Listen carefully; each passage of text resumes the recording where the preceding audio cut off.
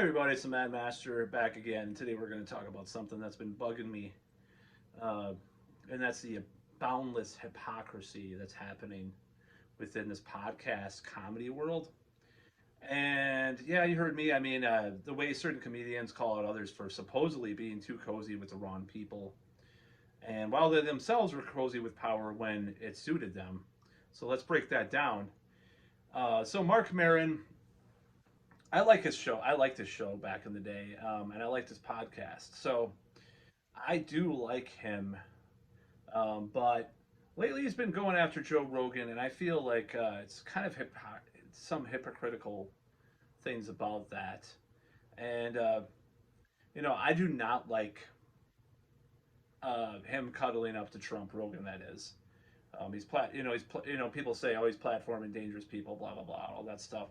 So, but let's rewind. Didn't Mark Maron himself have a Barack Obama on his show, on his podcast, literally in his garage, sitting across from him? And to me, isn't that cozying up to power? Isn't that platforming one of the most powerful politicians of our time? In fact, one could argue that it's just as dangerous or bad in some ways as cuddling up to Trump, because look at what happened in Libya under Obama, and look at what happened in much of the Middle East. You had open slave markets in Libya, and Gaddafi was not a good guy, but he wanted to separate from the U.S. dollar system or whatever, and I think that's probably the true reasons for some of the interference in the Middle East. Of course, with regards to Libya, of course, there's other reasons too. So, to me, that's hypocritical, and I think you can't really have it both ways. If Rogan is dangerous for having Trump on, or Trump adjacent voices on, then Maron's just as guilty for having Obama on and people like that. It's one thing to have Bernie Sanders on your show, but like if you have,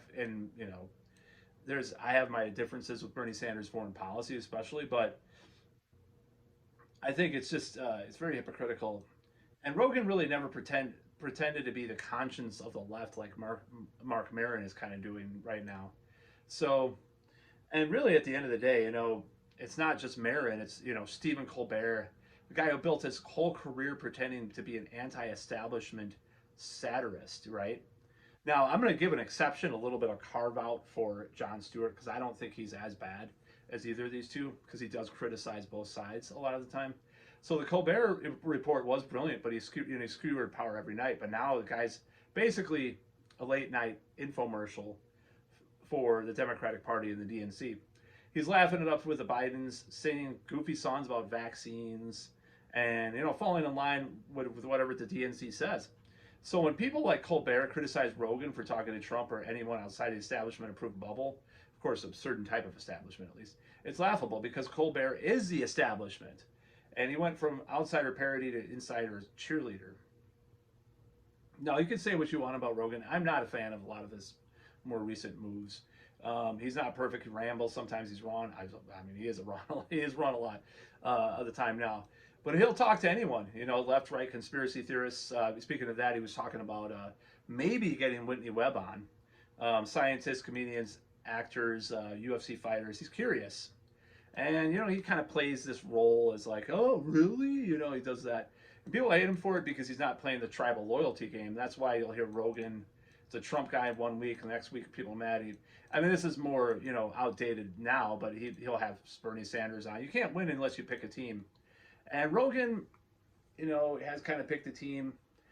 But let's just look back on how much the establishment media, with regards to like Colbert and people like that, have really sucked up to the Democratic Party. It's not like they're independent, of the two-party system, and that's really what my thing is. The whole system is rigged. So, but you contrast that with a few people, and Rogan, some of the stuff is indefensible at times, right? Especially lately. Now, he did have Tim Dillon on the other night, and it was kind of cool, and I still like Tim Dillon, even though I question a lot of his stuff too. But let's contrast that with someone else named Bill Burr. And Bill Burr, you say what you will about the Riyadh appearance too, which Tim Dillon kind of skewered himself and by extension Burr with that. But Burr will rip on both sides. Both sides. You know, I don't consider them sides because they're both part of the establishment, same bird of the establishment. Now, he doesn't care. He'll talk about how ridiculous Trump is, but in the same breath, he'll roast woke culture, you know, cancel cultures or the absurdities of the left, quote unquote. I don't consider it the left, the real left, and that might sound like snobby, but to me, if you don't have the class element in what you when you talk about the left, you're not really a leftist. You're like a liberal, quote unquote liberal, you know, mainstream liberal establishment, whatever you want to call it. So I think that's, but I think that's why some, except for like Ben Shapiro, who's a jackass, still respect Bill Burr. You know, he doesn't kiss the ring for anybody. He's not cozying up to politicians on the podcast. In fact, he's actually called that out recently. Like, it's so obliquely ridiculous to have, you know, Colbert suck up to a politician or Rogan. Now, I will even suffice to say that Rogan himself, in recent months, recent weeks, has actually called out Trump, or at least the Trump regime, especially, and Tim Dillon as well, more than your average liberal establishment person will call out Bill Clinton or Biden over the half century plus we've had the Democrats in Hollywood, you know, line up with that. So I will dare say that. So I like Bill Burr a lot better than these other guys. Honestly, that's closer to what comedy is supposed to be, punching in all directions. You know, not acting like you're morally superior while secretly cuddling up with your own size power brokers. So here's the bottom line. Maron calling out Rogan is hypocritical when he literally had Obama on. And Obama, you know, as much as I would prefer him in some ways to Trump right now, I think there's enough criticisms to say that it's really brazenly hypocritical to call him out.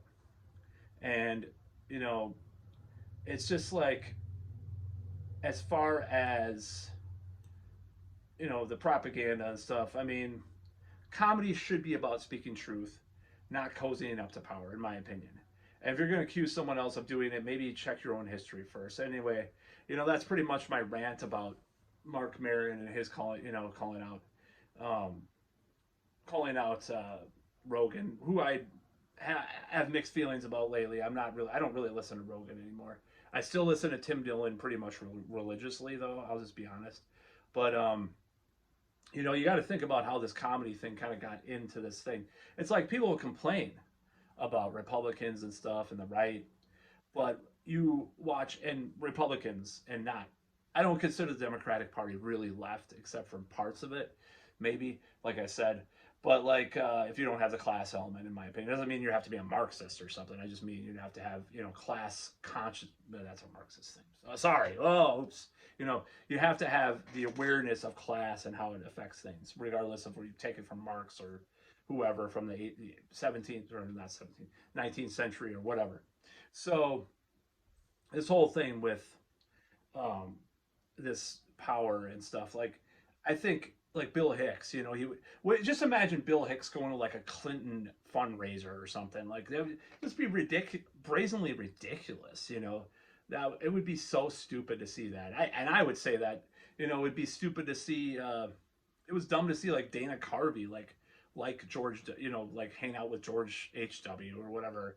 You know, it's just totally cringe. The political class and the comedic class should be at odds at all times, in my opinion. That's just my opinion.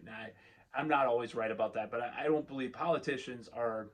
I believe that politicians are not usually good people as far as like the common person. I think, and this might sound like anarchist or anti-statist, but I pretty much agree. It's not in a practical sense, not in a pragmatic sense, but idealistic sense that the political structures are inherently corrupt. And comedians, in part, are supposed to call out corruption, in my opinion, regardless of where it comes from. So that's about all.